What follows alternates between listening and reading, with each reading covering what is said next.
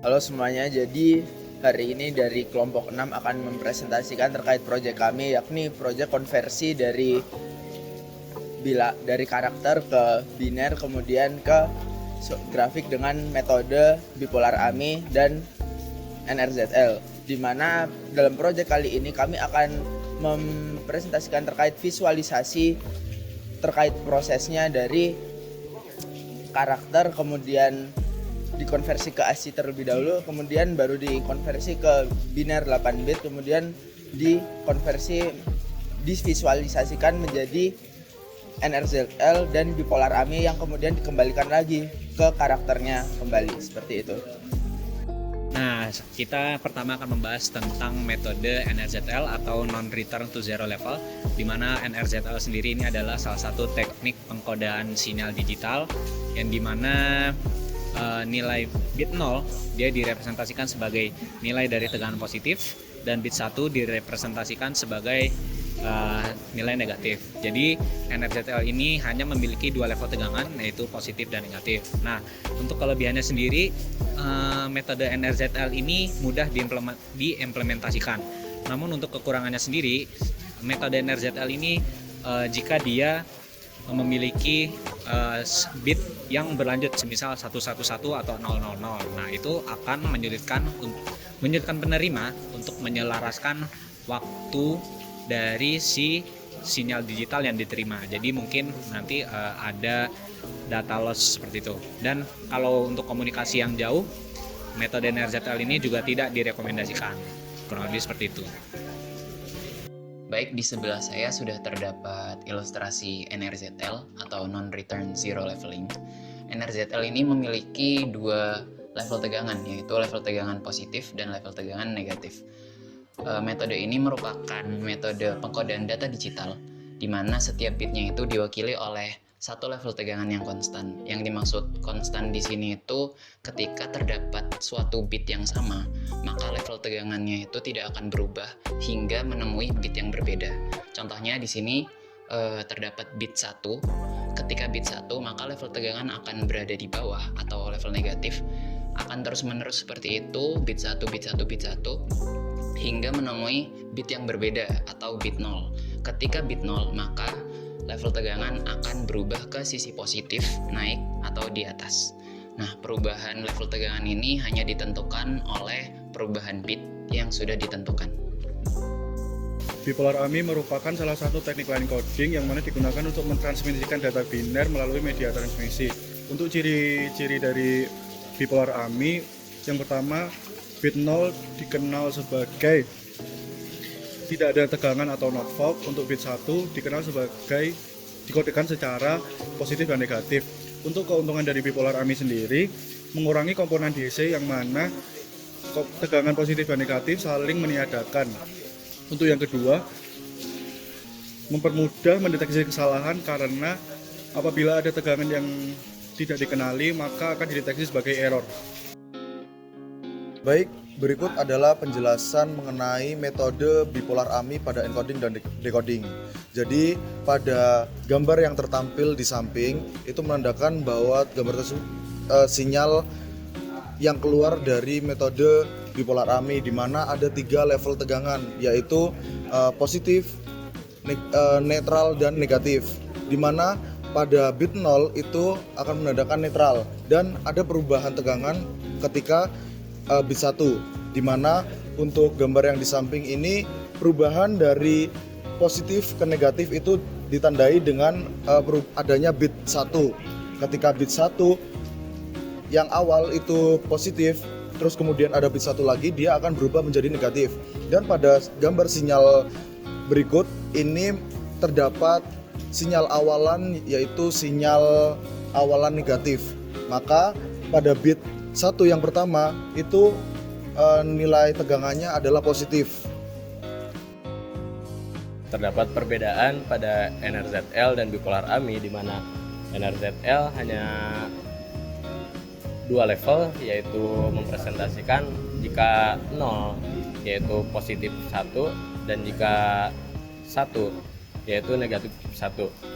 Nah, jika bipolar AMI dikarenakan multi level binary, dia memiliki 3, yaitu level positif, 0, dan negatif, di mana jika 0, bipolar AMI akan mempresentasikan 0, sedangkan 1 akan mempresentasikan antara positif dan negatif, di mana 1 pertama yaitu positif dan jika 1 setelahnya yaitu akan bernilai negatif.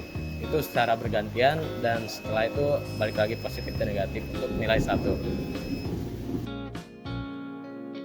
Selain itu, dalam penggunaannya, kedua metode ini juga memiliki perbedaan, yang dimana untuk NRZL sendiri digunakan untuk sistem komunikasi yang sederhana dengan jarak yang cukup dekat, dan untuk bipolar AMI digunakan dalam sistem komunikasi dengan jarak yang cukup jauh. Sehingga selain itu, bipolar AMI juga digunakan dalam sistem komunikasi digital asinkronus, yang dimana sistem komunikasi digital asinkronus ini memungkinkan antara pengirim dan penerima berbagi data dengan clock yang sama, sehingga data yang akan dikirimkan akan terkirim dengan tepat waktu sesuai dengan clock yang sudah ditentukan. Baik, di sini saya akan menjelaskan terkait kode program yang digunakan pada proyek kali ini. Yang pertama, pada baris pertama itu untuk mengimpor pustaka Matplotlib khususnya modul PyPlot dengan alias PLT, dengan digunakan untuk membuat grafik sinyal digital dalam bentuk step chart. Lalu pada baris 4-5 ini berfungsi untuk mengubah teks string menjadi representasi biner. Lalu dari pada kode ordo C-nya itu mengubah nilai karakter menjadi nilai ASCII. Lalu untuk selanjutnya sebelah dari ordo C itu mengubah nilai ASCII jadi biner 8 bit. Lalu untuk baris 8-9 itu untuk mengubah biner 8 bit per karakter kembali menjadi teks asli. Lalu membaca tiap 8 bit dengan diubah ke desimal lalu diubah ke karakter kembali. Lalu untuk baris ke-12-13 yakni untuk proses encoding NRZL, lalu yakni di sini bit 0 menjadi sinyal plus 1 dan bit 1 menjadi min 1 dengan output list sinyal dalam format tegangan. Lalu untuk baris 16-17 berfungsi untuk melakukan decoding NRZL. Jadi jika sinyal plus 1 artinya bit 0 dan jika sinyal min 1 artinya bit 1. Hasilnya dikembalikan ke bentuk string biner.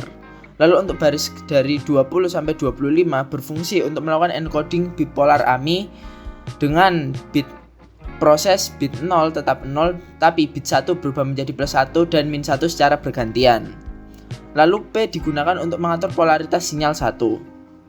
Lalu untuk baris dari 28 hingga 29 ini untuk melakukan decoding bipolar AMI dengan nilai 0 dikembalikan sebagai bit 0 sedangkan plus 1 atau min 1 dikembalikan sebagai 1. Lalu untuk baris ke-32 hingga 43 baris ini berfungsi untuk menampilkan sinyal digital dalam bentuk grafis step atau grafik tangga dengan parameter SIG sebagai melihat sinyal atau hasil encoding, lalu bits sebagai string biner, title yakni judul grafik, lalu levels untuk level tegangan yang digunakan, lalu Y label yakni untuk label sumbu Y, serta berfungsi untuk menambahkan garis bantu vertikal dalam label pada setiap bit untuk visualisasi yang jelas. Selanjutnya adalah kode program nomor 44 sampai 47. Ini masih termasuk ke dalam fungsi untuk menampilkan sinyal digital dalam bentuk grafik, lebih tepatnya untuk mengatur warna label bit yang ada di atas sinyal.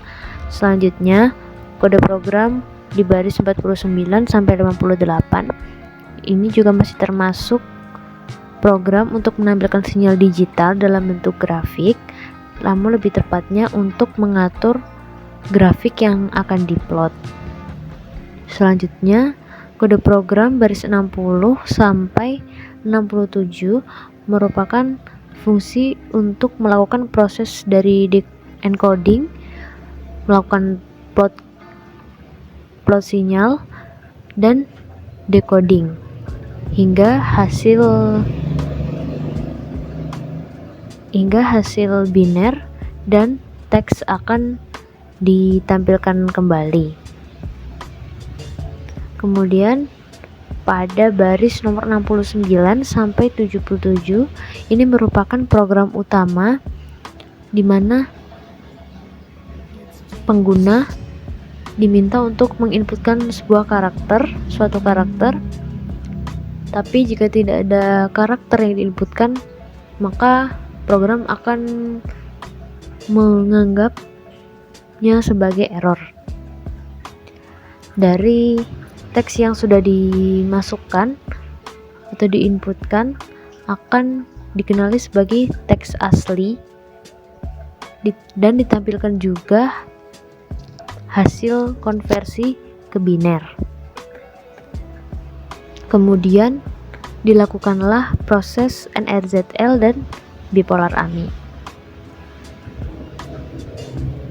Selanjutnya pada kode 82 sampai 84 ini adalah kode program utama agar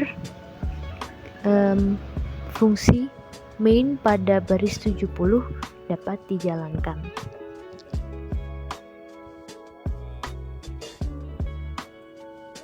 Jadi keluaran dari program yang sudah kelompok kami buat, kita coba input karakter ABCD huruf kecil, di mana dari NRZL dapat dilihat hasilnya untuk angka 0 merepresentasikan positif 1, untuk angka 1 itu negatif 1, 1 lagi negatif 1, dan untuk 0 positif 1.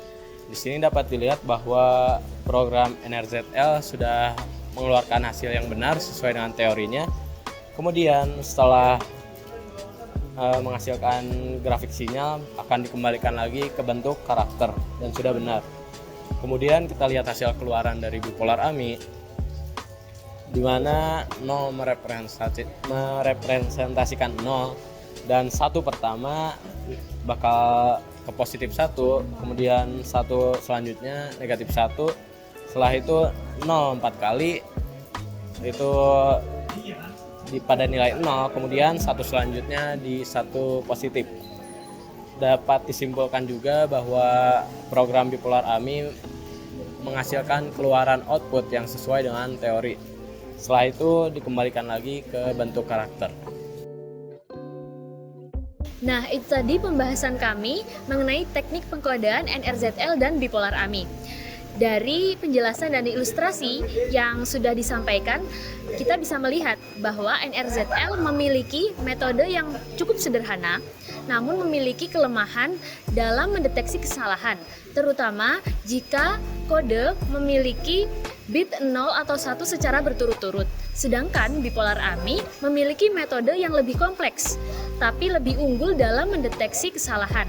Karena bipolar AMI ini memiliki tegangan sinyal yang berubah-ubah secara teratur.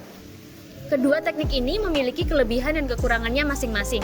Karena itu, penggunaannya harus disesuaikan sesuai dengan sistem komunikasi yang akan digunakan. Sekian penjelasan video kami. Semoga video ini dapat membantu teman-teman dalam memahami teknik pengkodaan dengan lebih mudah. Terima kasih sudah menonton. Sampai jumpa di video berikutnya.